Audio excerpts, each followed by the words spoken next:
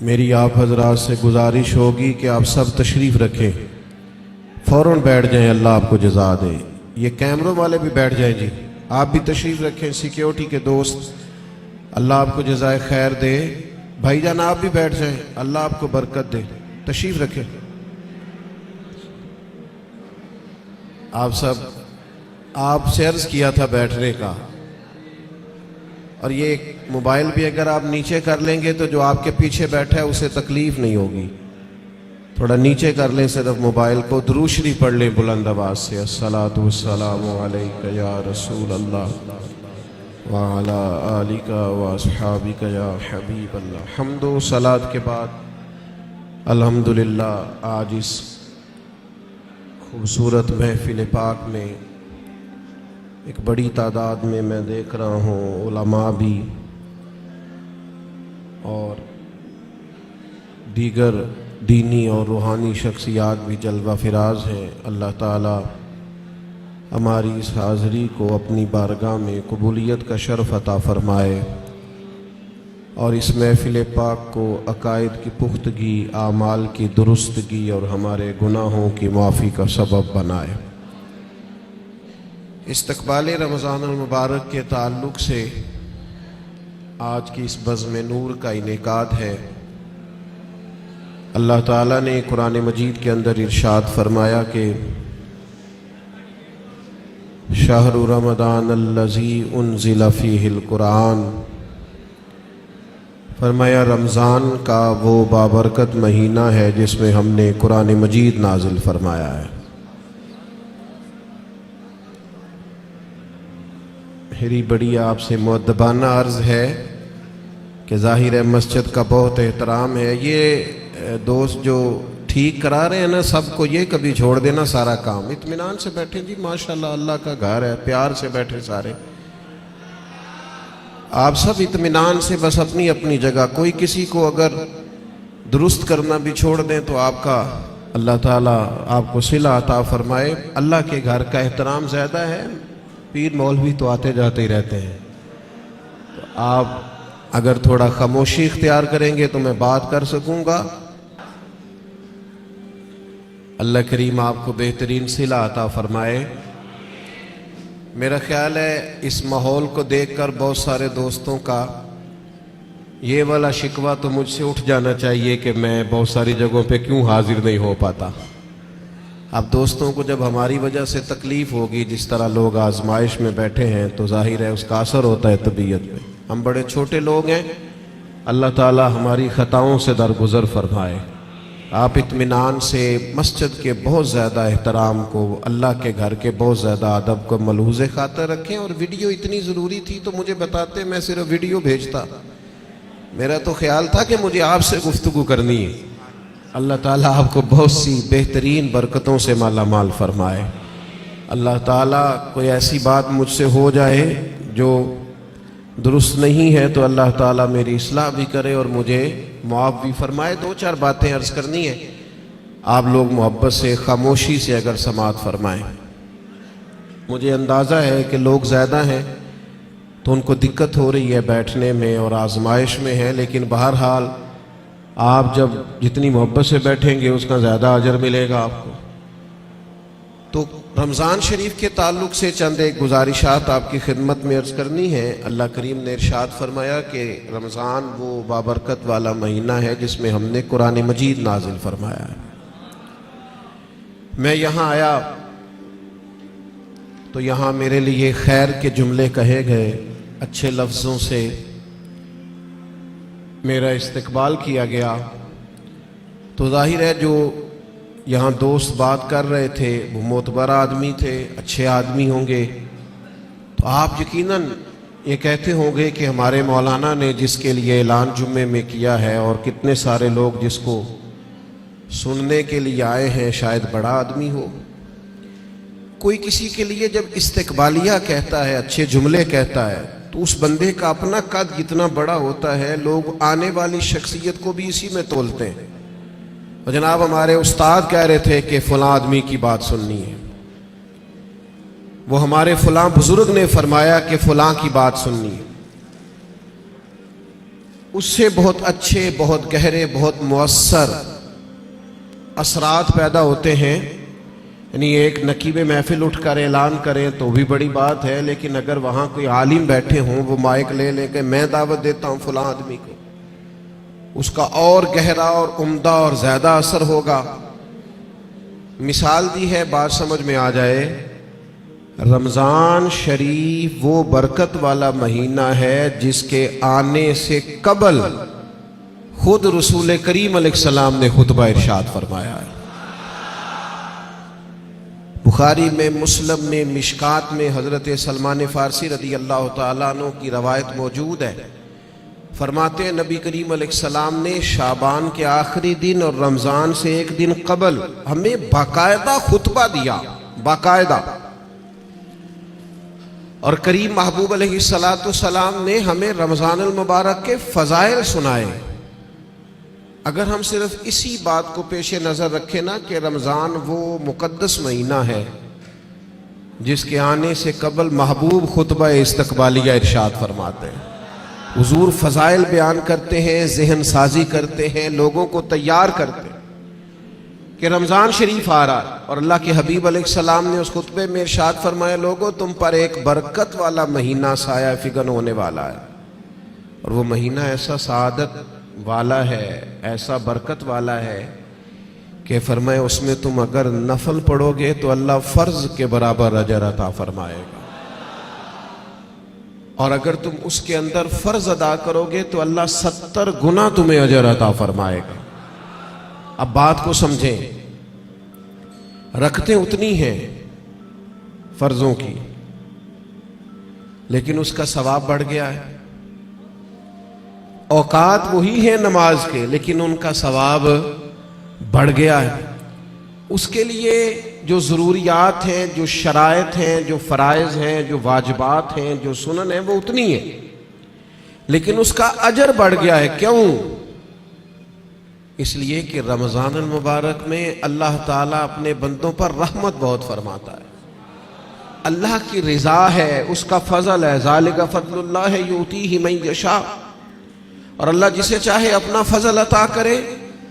محض اللہ کا فضل ہے کہ اس نے نوافل کا ثواب فرائض کے مطابق برابر کر دیا اور فرائض 70 گنا بڑھا دیے. اب سمجھنے کی بات ہے، سمجھنے کی، کہ کسی شخص کو کسی چیز پر زیادہ نفع مل رہا ہو تو وہ توجہ کرتا ہے، وہ پھر باقی کاموں پر وقت نہیں لگاتا. وہ کہتا ہے چونکہ مجھے اب اس کام میں زیادہ، آپ 3 4 5 بزنس کرتے ہو تو جو بزنس آپ کو زیادہ نفع دے رہا ہو، جو زیادہ منافع بخش ہو، آپ اس کو زیادہ وقت دیتے ہیں، اور جس میں ذرا کم آمدن ہو آپ کہتے ہیں یار یہ ثانوی حیثیت کا کام ہے. اس کو کیا کرتے ہیں لوگ دوسرے یا تیسرے درجے پہ رکھتے ہیں، نفع بخش کام نہیں چھوڑتے، خود جا کے اس کاروبار پہ بیٹھتے ہیں جس کا نفع زیادہ ہو. اللہ کے حبیب صلی اللہ تعالی علیہ وسلم نے اپنی زبانیں فیض ترجمان سے خود رمضان کے فضائل بیان کیے اور بتایا کہ یہ تمہارے لیے نفع بخش اور سعادت افروز لمحات ہیں، اور عبادت پر ثواب بڑھ رہا ہے. کرنا کیا ہے کہ باقی کاموں کو ثانوی حیثیت دینی ہے اور رمضان کی برکات کو ذرا پہلے درجے پہ رکھنا. ہمارے ہاں یہ ہوتا ہے کہ سارے کام ہی رمضان میں ہوتے ہیں، کپڑے بھی رمضان میں خرید لیں، درزی کے پاس بھی رمضان میں جانا ہے، جوتے خریدنے بھی رمضانوں میں جانا ہے. صحابہ کرام علیہم رضوان اللہ کے حبیب علیہ السلام کی مزاج کو بخوبی جانتے تھے. حضور کا باقاعدہ خطبہ دینا رمضان کی فضیلت میں، اور باقاعدہ اللہ کے محبوب علیہ السلام کا صحابہ کی توجہ مبذول کرانا، تو وہ سمجھ گئے. اب احوال میں لکھا ہے صحابہ کے کہ وہ کیا کرتے، اپنے سارے کام شعبان میں ختم کر لیتے، لین دین کا حساب بھی شعبان میں کر لیتے، اور جب رمضان آتا تو پھر وہ سارا وقت عبادت کو دیتے. پھر وہ سارے اوقات مرتب کرتے کہ وہ اپنا وقت اللہ تعالیٰ کی یاد میں گزاریں گے، نوافل میں گزاریں گے، عبادات میں گزاریں گے، اعتکاف میں گزاریں گے. کرنے کا کام یہ ہے کہ ہم ذہنی طور پر تیار ہوں، ہمارا مزاج بنے. توجہ ہے آپ کی میری بات پر؟ آپ زیادہ غور فرمائیے کیا عرض کر رہا ہوں. فرمایا کہ وہ اپنے سارے کاموں کو پہلے سمیٹ لیتے اور رمضان میں ان کی پوری توجہات، اللہ کرے آپ کی بھی توجہ ساری میری بات پہ ہو جائے، آمین تو کہہ دے۔ ایسا نہ ہو جب تک آپ انتظام مکمل کریں تب تک ہم چھٹی لے لیں آپ سے۔ اللہ تعالیٰ آپ کو برکات عطا فرمائے، آپ زیادہ غور کریں، ماشاءاللہ انتظام اچھا ہے آپ کا، اور آپ زیادہ پریشان نہ ہو، میں چھوٹا آدمی ہوں، شروع میں کہہ چکا ہوں، آپ سے اللہ رسول کی بات کرنے آیا ہوں، آپ زیادہ توجہ سے سنیں گے، طبیعت عمل کی طرف مائل ہوگی تو میرے لیے ذخیرہ آخرت بنے گا، تو آپ غور کریں بات پر، چھوڑ دیں باقی چیزوں۔ اللہ تعالیٰ آپ کو برکات عطا فرمائے، آمین تو کہہ دے۔ ہماری طرف دیکھیں پھر ادھر دیکھ رہے ہیں، کمال ہو گئی۔ اللہ تعالیٰ آپ کو جزائے خیر عطا فرمائے، برکت۔ جو استاد ٹائپ لوگ ہوتے ہیں نا، پڑھنے پڑھانے والے، وہ کہتے ہیں بچے کو میری طرف دیکھ، چاہے علی بات آسا بھی پڑھا رہا ہوں نا تو پورا دیکھے گا تو سبق کا مزہ آئے گا۔ اللہ تعالیٰ آپ کو برکات عطا فرمائے، جزائے خیر۔ اور ویسے بھی ہماری محافل میں ایک آدھ آدمی ہوتا ہے جس نے مجمع میں بھی لازمی بیٹھنا ہوتا ہے اور سارے انتظام بھی کرنے ہوتے ہیں۔ بھئی آپ کو بندوبست کرنا ہے تو آپ ادھر تشریف لے جائیں جہاں بندوبست ہو رہا ہے، اب یہاں بھی تشریف فرمائیں وہاں بھی تشریف فرمائیں، تو روحانیت سے ہی کام چلائیں، یہی زیادہ بہتر ہے۔ اللہ تعالیٰ آپ کو بہت سی برکتیں عطا کرے، سلامتی عطا فرمائے، اللہ تعالیٰ اس محفل کی سب برکات ہمیں نصیب کرے۔ تھوڑی تقریر کرنے والا آدمی ہوں تو چاہتا ہوں کہ سارا کام محفل کو درست کرنے میں ہی نہ لگ جائے، کچھ بات بھی ہو جائے۔ تو اگلی بات یہ ہے کہ رمضان میں کرنا کیا ہے، عبادات کون کون سی ہم نے زیادہ کرنی ہے۔ سب سے پہلے تو یہ سمجھ لیں کہ روزہ دار کا سارا وقت ہی عبادت میں ہے۔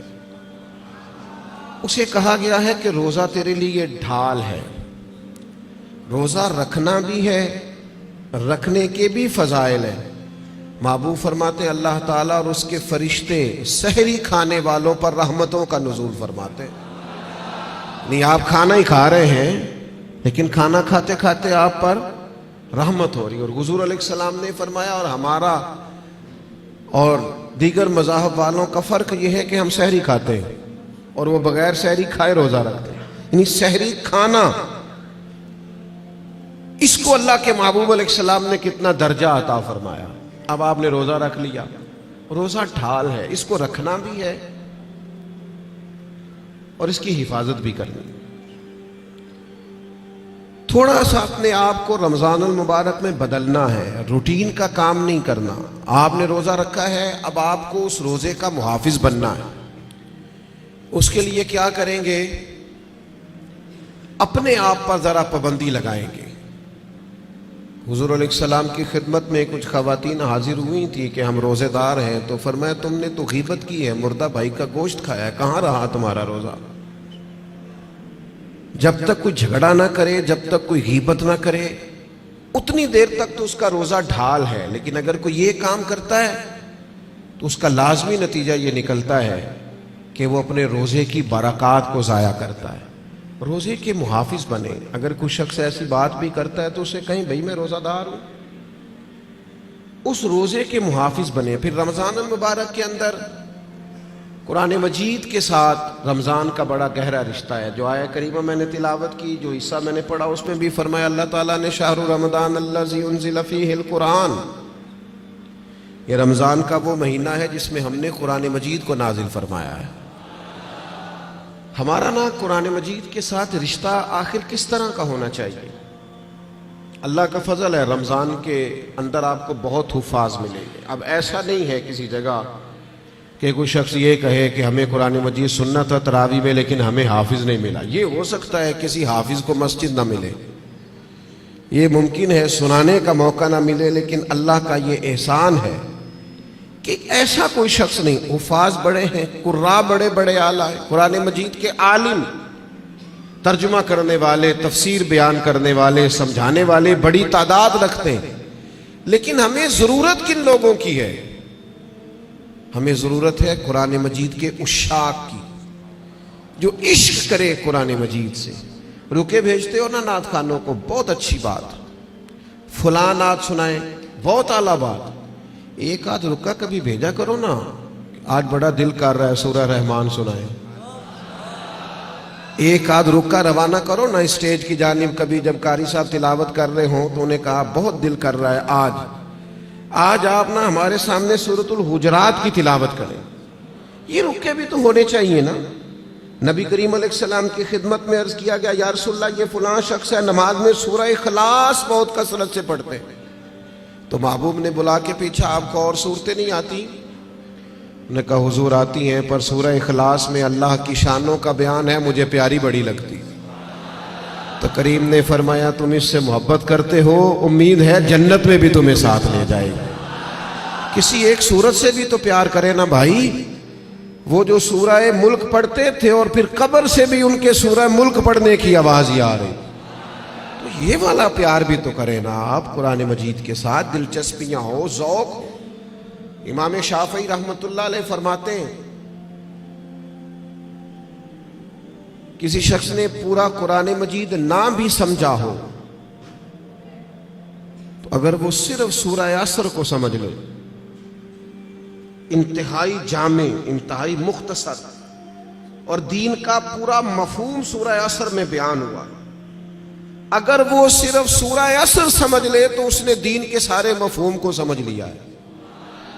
اور صحابہ کا اتنا مضبوط مزاج تھا ان باتوں پر کہ جب وہ کسی سے ملاقات کرتے السلام علیکم ہوتی تو اتنی دیر تک جدا نہیں ہوتے تھے جب تک سورہ عصر کی تلاوت نہیں کر لیتے تھے۔ ہمیں قرآن مجید سے عشق کرنا چاہیے۔ کہہ رہے ہوتے ہیں ہمارے نقیب صاحب بھی اور نعت خان صاحب بھی، سارا قرآن مجید ہی حضور کی تعریف ہے، سارا قرآن پاک کی نبی کریم کی نعت ہے۔ تو بھائی اگر سارا قرآن مجید حضور کی نعت ہے تو چند آیات پڑھ دیں آپ، پھر مہربانی کریں، پھر آپ سنا دیں، سنا پھر بھی آپ اشعار ہی رہے ہیں، اور وہ بھی ایسے لوگوں کے جن کا پتہ ہی نہیں ہے کہ ان کو شعر کہنا بھی آتا ہے کہ نہیں۔ قرآن مجید سے دلچسپی پیدا کریں۔ حضرت ابو موسیٰ اشعری رضی اللہ تعالیٰ عنہ خوبصورت قرآن مجید پڑھتے تھے، تو حضرت عمر انہیں بلا کے فرمایا کرتے تھے ابو موسیٰ ذرا مجھے میرے رب کی یاد تو دلانا، تو وہ اشارہ سمجھ جاتے اور فوراً قرآن مجید کی تلاوت شروع کرتے۔ قرآن پاک سے پیار کریں، یہ رمضان کا قرآن سے خاص رشتہ ہے۔ مجھے نہیں پتا آپ بڑے شہر میں رہتے ہیں، میرا تو ایک چھوٹے سے علاقے سے تعلق ہے۔ ہم جب چھوٹے ہوتے تھے تو گھروں میں بہن بھائیوں کی، حتیٰ کہ بڑوں کی بھی دوڑ لگی ہوتی تھی، قرآن مجید سارا سارا دن تلاوت ہوتی تھی، اور ایک دوسرے سے پوچھا کتنے سپارے ہوئے، میں نہیں بتاؤں گا، تو پہلے بتا تیرے کتنے ہوئے۔ اور اگر وہ پوچھنے کو آ جاتے تھے، دیکھنے کو آ جاتے تھے کون سا پارا پڑھ رہے ہیں، تو چھپایا جاتا تھا۔ لیکن کیا کروں میں کس درد سے یہ بات کروں۔ اب موبائل صرف جوان بیٹا ہی زیادہ استعمال نہیں کرتا، اس کا باپ بھی بہت استعمال کرتا۔ اب ٹیلی فون پر صرف بچے نہیں لگے ہوئے، ان کی اماں بھی بہت استعمال کر رہی۔ وہ عشق جو آپ کا قرآن مجید سے ہونا چاہیے تھا، جو ذوق قرآن پاک سے ہونا چاہیے تھا، پلٹ پلٹ کر قرآن مجید کی آیات کو پڑھنا چاہیے تھا۔ آپ نے جس قدر چیزیں اپنے موبائل سے لی ہیں، یاد کی ہیں، ذہنوں پہ بٹھائی ہیں، کاش آپ ایک ایک دو دو آیات ہم سارے یاد کرنی شروع کرتے، اصلاح لیتے، کہاں تک بات پہنچ جاتی۔ سیدہ طیبہ طاہرہ حضرت عائشہ صدیقہ رضی اللہ تعالی عنہ بیان فرماتی ہیں کہ نبی کریم علیہ السلام ہر سال رمضان المبارک میں قرآن مجید کا دور فرماتے تھے حضرت جبریل امین کے ساتھ، یعنی پورا قرآن مجید محبوب حضرت جبریل امین کو سناتے اور وہ نبی کریم کو سناتے، اور فرماتی ہیں جس سال حضور کا وصال ظاہری ہوا ہے اس سال 2 مرتبہ سرکار نے قرآن مجید سنایا، اور 2 بار سنا ہے۔ چلے یہ ذوق تو پیدا کریں، قرآن مجید سے اپنی دلچسپی پیدا کریں۔ 2 سپارے تو قرآن مجید کے روز ہمیں پڑھنے چاہیے۔ وعدہ نہیں لے رہا، ارادہ کرا رہا ہوں، 1 پارہ مسجد میں پڑھیں صبح۔ میری اپیل ہے کہ رمضان شریف میں موبائل کم استعمال کریں۔ آپ کے خبریں سننے سے اور تبصرے سننے سے ملک میں کوئی انقلاب بھی نہیں آئے گا، نہ پہلے آیا ہے۔ تبصرے ہونے سے کچھ نہیں آیا تو کیا نتیجہ ہے؟ کچھ بھی نہیں۔ میں جی خبریں سنتا ہوں، آپ 1 مہینہ خبریں بھی رہنے دیں، آپ کے جو تعلق کی بات ہے کوئی مجبوری آپ دیکھیں، باقی چھوڑ دیں، وقت قرآن مجید کو دیں۔ یہ سمجھ کر کے ہمارے رسول پاک کا طریقہ ہے، کریم محبوب کا طریقہ ہے، قرآن مجید کو رمضان میں خاص وقت دیں۔ ایک پارہ مسجد میں پڑھیں، مسجد کا حق ہے، ایک گھر میں پڑھیں، گھر کو قبرستان نہیں بنانا۔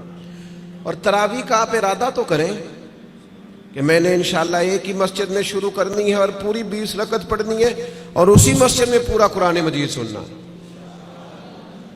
صرف ایک کام کیجئے گا، بیچ میں چھٹی نہ کیجئے گا، ورنہ اپنے آپ سے پوچھ لیں، جس دن چھوٹے ہوتے اسکول سے چھٹی کرتے تھے اگلے دن بھی چھٹی کرنے کو دل کرتا تھا، اور روٹین میں چلتے رہتے تھے تو کام روٹین میں پڑھو گے، ہر روز پڑھو گے اور کھڑے رہو گے تو کچھ بھی نہیں ہوگا۔ ایک دو دن میں انسان کی نفسیات ہے، ایک دو دن میں روٹین بن جاتی۔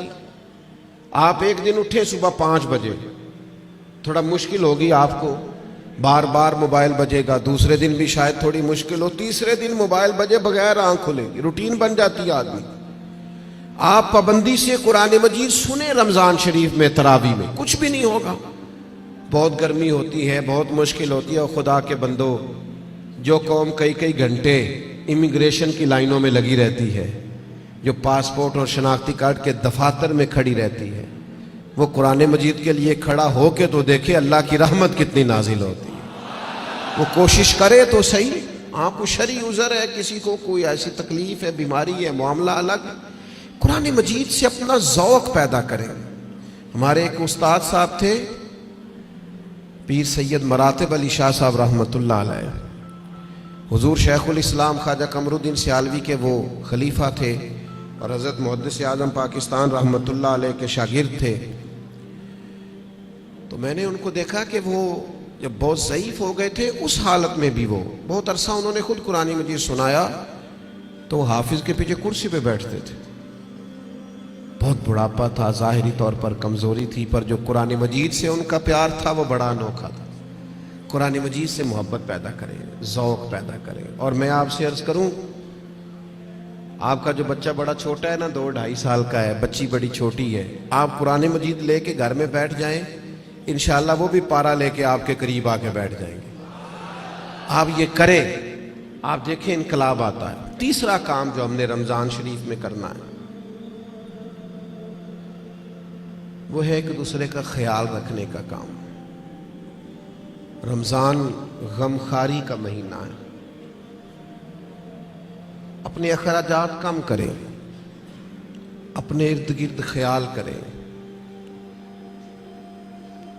حضرت عبداللہ ابن عمر رضی اللہ تعالیٰ عنہ فرماتے ہیں کہ حضور تو ہمیشہ ہی بانٹا کرتے تھے، پر رمضان میں جو نبی پاک کی سخاوت ہوتی تھی، حضور اس طرح بانٹتے کہ دونوں ہاتھوں سے تقسیم فرماتے۔ رمضان المبارک میں سخاوت کا مزاج بدلیں۔ ہمارے ہاں بھی سخاوت ہوتی ہے، آپ کا نہیں مجھے پتا، ویسے ہمارے ہاں آئمہ مساجد کو جو جوڑا دیا جاتا ہے نا سوٹ سینے کے لیے، وہ 27ویں رمضان کو باز لو۔ آپ کے ہاں کب دیتے ہیں؟ وہ 27ویں کو اس لیے دیتے ہیں کہ درزی کوئی پکڑتا نہیں نا، پھر سی کے نہیں دے گا، بغیر سلا دیتے ہیں 27 کو، تاکہ کہیں امام سلوا نہ لے اور پہن ہی نہ لے۔ اب کون درزی پکڑے گا؟ آپ نے کہیں راشن دینا ہے یا کسی کو تحفہ دینا ہے تو وہ آپ رمضان سے پہلے دیں، اور علماء سے تصدیق کرا لینا، رمضان کی نیت کر کے رمضان سے پہلے بھی دے دو گے تو رمضان جتنا ہی اللہ اجر عطا فرمائے گا۔ اللہ کے بندے قبل از وقت کسی کو دے، اور مہربانی کریں، لوگوں کو لائنوں میں لگانے کا شوق نکال دیں طبیعت سے۔ جب رب نے ہمیں دیا تھا تو لائنوں میں کھڑا کر کے نہیں دیا تھا۔ یہ کیوں شوق پیدا ہو گیا؟ پتہ ہے مومن کی عزت کتنی ہے؟ اللہ کے حبیب علیہ السلام نے فرمایا مومن کی عزت اللہ کی بارگاہ میں بیت اللہ سے بھی زیادہ ہے۔ ترمذی میں حدیث۔ شوق آ گیا لوگوں کو لائنوں میں کھڑا کر کے دیتے ہیں۔ آپ کو پتہ ہے، اور جس طرح الیکشن کے دنوں میں لسٹیں بنتی ہیں نا کس کا ووٹ کہاں ہے، اس طرح غریبوں کی لسٹیں بھی پہلے سے بنائی جا سکتی ہیں کہ کون ضرورت مند ہے، اور ایک جگہ پہ بیٹھ کر ہی بن جاتی ہیں، سب ہو جاتا ہے اگر کرنا ہو۔ میرے عزیز، لوگوں کو دیا جائے، اور دیکھنا یاد رکھنا، اگر رمضان میں بھی کوئی کریانے والے کے پاس کھڑا ہو کے کہہ رہا ہونا کہ یار بس 2 दिन और निकालो, मैं तुम्हारा कर्ज चुकाता हूँ। तो फिर मेरा ख्याल है कि हमें अपनी अफ्तारियाँ और सियासी अफ्तारियाँ थोड़ी बंद कर लेनी चाहिए। फिर हमें गौर कर लेना चाहिए कि रमज़ान शरीफ में भी लोग गुजारिशात पेश कर रहे हैं। खुदा के बंदो, इस तफरीक से हम कब निकलेंगे कि बस हमें लोगों को खैरात ही देनी है? आप लोगों के दुखों का मदावा करें, आप तालीम को आम करें, रोजगार को आम करें, और आप लोगों की जरूरियात की किफालत करें। एक शख्स सिर्फ दे और एक आदमी को दे, लेकिन उसकी जरूरियात का ख्याल करें। इस तरह का रवैया कि मुझे 100 जगह पे देना। हजरत उमर बिन अब्दुल अजीज के ज़माने में एक शख्स को ज़कात लगती थी, इतने लोगों ने ज़कात दी, उसने कारोबार किया कि अगले साल वो खुद ज़कात दे रहा था। लेकिन वो हम तो लोगों को इस तरह का रवैया रखते हैं कि बस ठीक है, ये काम चलता ही रहना चाहिए। तो आप अपनी तबीयत में रमज़ान में सखावत का मिजाज पैदा करें और अपने इर्द गिर्द ढूंढें। हजरत इमाम ज़ैनुल आबिदीन रज़ी अल्लाह ताला अन्हु किसी शख्स को कुछ देने लगे तो ज़मीन पे रख के चले गए और फिर आवाज़ दी, वो मैंने कुछ आपके लिए तोहफा रखा है, फलां जगह उठा लीजिएगा। तो किसी ने कहा, हुजूर आपने नीचे रखा है, दे देते। फरमाने लगे, लेते वक्त वो आंखें भी नीची करता, उसकी जुबान पर शुक्रिया के अल्फाज भी लड़खड़ाते हुए आते, और वो मुझे मुहसिन जानकर अपने मिजाज में थोड़ा कमजोरी भी महसूस करता। तो मैं जल्दी से इसलिए आ गया हूं कि कहीं उसको नजरें ना झुकानी पड़े, अल्लाह की रिजा के लिए दिया है। हमारे हजरत फरमाया करते थे, किसी गरीब की बेटी की शादी कराओ तो फिर खुद उस शादी में ना जाना, इसलिए कि वो तो फिर बेचारा तुम्हारे आगे पीछे फिरता रहेगा, नजरें झुकाए फिरेगा। तुमने ताबुन कर दिया, अब घर रहो। चौथा काम जो हमने रमजान में बहुत ज्यादा करना है वो दुआएं मांगने का है। दुआ मोमिन का हथियार है। कुछ लोग कहते हैं दुआ से क्या होता है? मैंने कहा, अगर रसूल रहमत दुआ मांगे ना तो अल्लाह हजरत उमर जैसे लोगों को दीन में दाखिल कर देता है। वो दुआ की ताकत का ही नहीं पता। दुआ तो हथियार है मोमिन का। दुआ से इनकलाब आ जाता है, काया पलट जाती है। दुआ करो कोई दुआ देने वाला मिले, दुआ करो कोई पिछले शहर उठकर दुआ दे। कोई बैठा हुआ मुझे दूर दुआ देता है, मैं डूबता हूं पर समुंदर उछाल देता है। अल्लाह करे कोई दुआओं में याद रखे। दुआएं मांगे और दूसरों के लिए ज्यादा मांगे। आपने ज्यादा गौर किया है, मैं समझ गया हूं कि दूसरों के लिए ही मांगे। ये बड़ा मुश्किल काम होता है, लेकिन आप दूसरों के लिए मांगे। हदीस में फरमाया, जो दुआ तुम किसी के लिए मांगते हो अल्लाह पहले तुम्हें अता फरमाता है। आप मांगेंगे तो वो तो करम होगा। अपने लिए भी मांगे पर दूसरों के लिए भी मांगे। दिल बड़ा जख्मी है, तबीयत बड़ी बेचैन हो जाती है जब फलस्तीन के लोगों की तकलीफ देखते हैं। हम ना खबरों में थोड़े दिन रहने वाले लोग हैं, हमारा मिजाज है, जो खबर चल गई उसके पीछे हो लिए। जिन इलाकों में सैलाब आया था वो सारे लोग अपने अपने घरों में सेट हो गए, कारोबार चल गए, लेकिन खबरें खत्म हो गई हैं ना, तो हम भी चुप कर गए। फलस्तीन की चंद दिन खबरें जरा ज्यादा थी तो हम भी जरा ज्यादा बात कर रहे थे। अब वो खबरें खत्म हो गई, जंग तो खत्म नहीं हुई, तकलीफ तो खत्म नहीं हुई। खुदा के बंदो, जो जख्म लगे थे वो तो नहीं भरे। आंसू तो अपनी जगह पे हैं, दर्द तो अपनी जगह पे है, लेकिन हम खामोश हैं। हमारे वही स्टेटस है, वही आना जाना, वही फुर्तियां हैं, वही खाना पीना है। हमें किसी से क्या लगे इल्ला माशा। अपने मुसलमान भाइयों का दर्द समझो।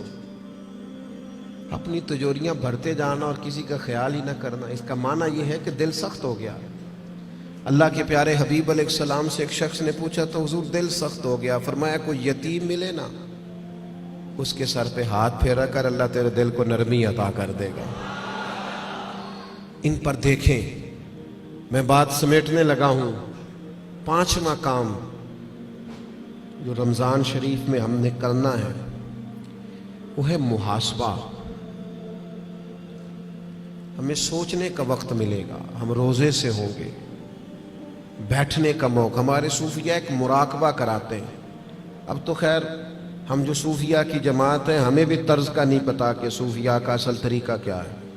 نہ ہمارے ہاں وظائف پڑھنے کا وہ رواج ہے، نہ اکیلے میں بیٹھ کے کچھ دیر مراقبے کی وہ کیفیات ہیں، نہ دعا اور مناجات اور وہ اکیلے کی عبادتیں تنہائی کی، دوسروں سے کٹ کے اللہ کو یاد کرنا، تھوڑی دیر کے لیے کرنا لیکن تنہائی میں. ہمارے ہاں جو چیز بھی ہوتی ہے وہ چونکہ زیادہ تر اجتماعی ہوتی ہے، تو اجتماعی چیزیں زیادہ تر فیس بک پہ ہوتی ہیں، تو پھر وہ اس کی وہ کیفیت نہیں رہتی، وہ ذوق نہیں رہتا.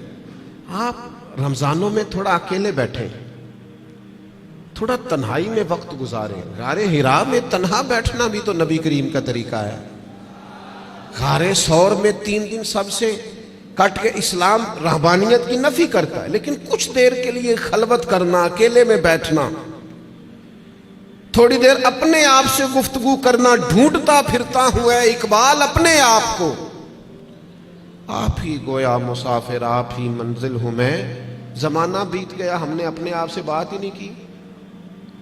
اپنے آپ کو بھی تو کٹہرے میں لانا ہے نا، اپنے آپ سے بھی تو کئی سوال پوچھنے والے ہیں نا، اپنے آپ سے بھی تو بات کرنی ہے نا کہ میاں تیرے اوپر اللہ کی نعمتیں کتنی ہیں اور تیری محنت کتنی ہے، حساب دے. اللہ کے انعام کتنے ہیں اور جواب میں تیرا شکر کتنا ہے، حساب دے. اللہ کے ایک بندے تھے، ان پر نیک تھے، عبادت گزار تھے، انعام برسنے لگے تو ایک دن رو پڑے اور تڑپ کے کہنے لگے اے اللہ ان پر انعام بہت ہونے لگے ہیں، میری قدر بہت ہونے لگی ہے، میرے آنے پر گویا نعرے بہت لگنے لگے، لوگ مجھے بہت جاننے لگے ہیں، مجھ پر کرم کرنا، کہیں میری ساری نیکیوں کا مجھے دنیا میں اجر نہ دے دینا. ایسا نہ ہو صبح قیامت میرا نام اعمال خالی رہ جائے. کرم نوازی فرما، کچھ وہاں کے لیے بھی مجھے عطا کرنا. میرے عزیز، رمضان آپ کو موقع دے گا کچھ تنہائی میں بیٹھے، اپنے مالک کے حضور حاضر ہوں.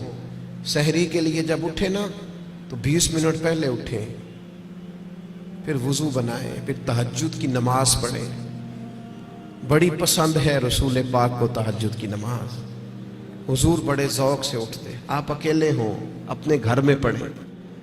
اس عبادت کے بعد اللہ کے حضور حاضر ہوں، اپنے لیے امت کے لیے کشکول طلب دراز کریں، لیکن اپنا محاسبہ کریں.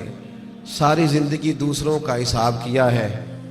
وہ حضرت موسیٰ کلیم علیہ السلام نے ایک بہت نیک آدمی سے کہا، بہت نیک آدمی سے، کہ آپ بتائیے بستی میں سب سے گناہگار کون ہے؟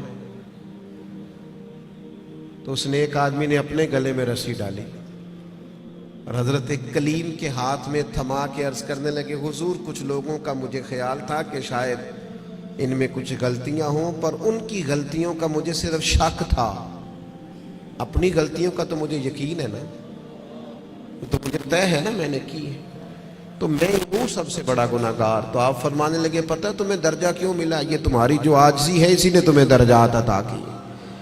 اپنے آپ سے تو مدتوں ہو گئے ہم نے اپنے آپ سے کبھی بات ہی نہیں کی.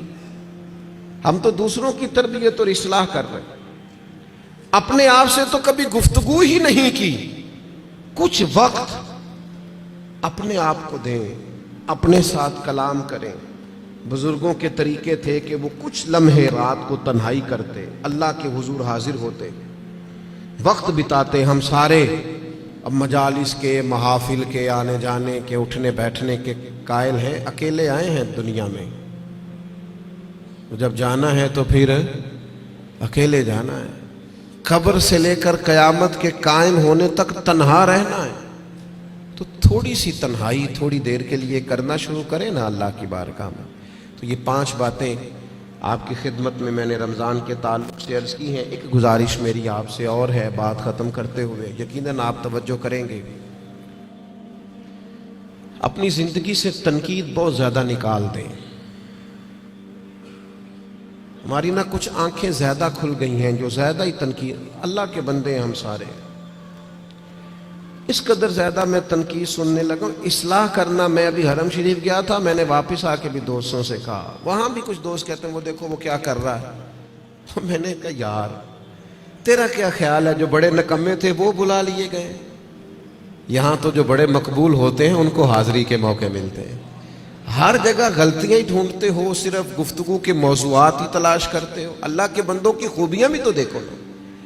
کم از کم ایک ماہ ایسا ضرور گزارے جس میں صرف خیر تلاش کریں، اچھائیاں تلاش کریں، تھوڑی دیر کے لیے صرف نظر کریں لوگوں کی جو اعمال کی غلطیاں ہیں. عقیدہ تو چلو ایک بنیادی چیز ہے، تو میں عرض کروں گا تنقید والی زندگی اور ہر وقت کمزوریاں ڈسکس کرنا. ہر وقت آپ کو پتہ ہے سیدہ عائشہ صدیقہ فرماتی ہیں حضور کی طبیعت کے مطابق اگر کبھی کھانا نہ ہوتا تو چھوڑ دیتے، لیکن کبھی اس میں سے نقص، تو جو رمضان میں بھی جھگڑے ہی کرے اور نقص ہی بیان کرے اور ہر جگہ کے بیان کرے تو اس نے فلسفہ کیا سمجھا. تو یہ 5 چیزیں جو میں نے آپ کی خدمت میں رکھی ہیں، میں امید کرتا ہوں آپ اس پر توجہ کریں گے. اللہ کے حضور دعا ہے مالک ہماری اس حاضری کو قبولیت کا درجہ عطا فرمائے. اتنی بڑی تعداد میں آپ آئے، اللہ ایک ایک پہ اپنا فضل فرمائے اور اہتمام کرنے والے حضرات کو بہترین جزا عطا فرمائے. وما علینا الا البلاغ.